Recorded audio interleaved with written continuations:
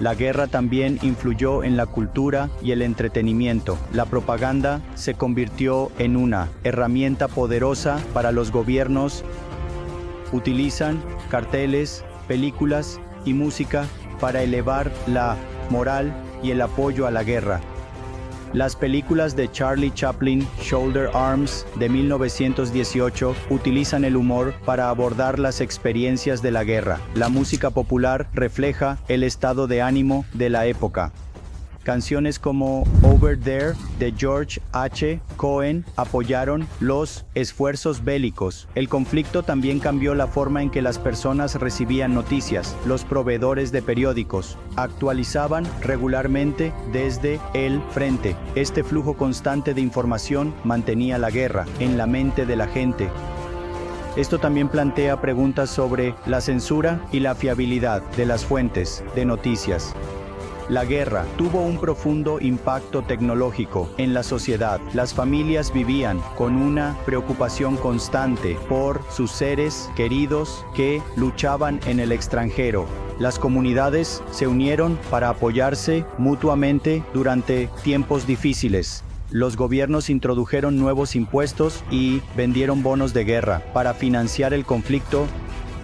Esta carga financiera tendría un efecto duradero en las economías nacionales. En India, la participación en la guerra fortaleció el llamado a la independencia del dominio británico. Un sentimiento similar también creció en otras colonias. El fin de la guerra en 1918 no significó un regreso inmediato a la normalidad. La gripe española continuó cobrando vidas. Sin embargo, la guerra también provocó cambios positivos. La contribución de las mujeres durante la guerra llevó a que en la década de 1920 Estados Unidos aprobara la 19ª enmienda, otorgando a las mujeres el derecho al voto. Un progreso similar ocurrió en otros países. Ahora hablemos del Tratado de Varsovia y sus consecuencias de gran alcance. No es solo un viejo papel, es el acuerdo que puso fin a la Primera Guerra Mundial y preparó el escenario para la tensión global. El tratado que están a punto de redactar tendrá consecuencias que resonarán a lo largo de la historia. Primero, veamos a los actores clave. Tenemos a Georges Clemenceau, el primer ministro francés, apodado el Tigre.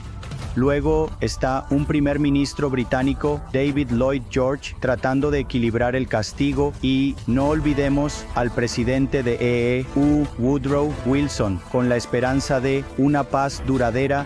Por otro lado, tenemos a los alemanes derrotados, que ni siquiera son invitados a la negociación. Ahora, ¿qué exactamente hizo esto? Bueno, estableció algunas condiciones bastante duras para Alemania. Primero y ante todo, Alemania tuvo que aceptar la plena responsabilidad por iniciar la guerra. Esto se conocía como la cláusula de culpa de guerra y no fue bien recibido por el pueblo alemán. El tratado también impuso un pago masivo a Alemania. Estamos hablando de millones de dólares en el dinero de hoy. Esta carga financiera tenía como objetivo paralizar la economía de Alemania y evitar que se convirtiera en una amenaza nuevamente, pero eso no es todo. Alemania fue obligada a renunciar a territorios significativos. Alice Lawrence regresó a Francia. Partes del este de Alemania fueron entregadas a la recién formada Polonia y Alemania perdió todas sus colonias de ultramar. El ejército alemán también fue severamente restringido. Se limitó a solo 100.000 hombres, no se permitieron tanques, no había fuerzas aéreas y solo se autorizó una pequeña marina. El objetivo era asegurarse de que Alemania no pudiera iniciar otra guerra. Ahora podrías estar pensando, vaya, eso parece bastante severo. Y tendrías razón, muchas personas en ese momento, incluidos algunos líderes aliados, se preocupaban de que estos términos eran demasiado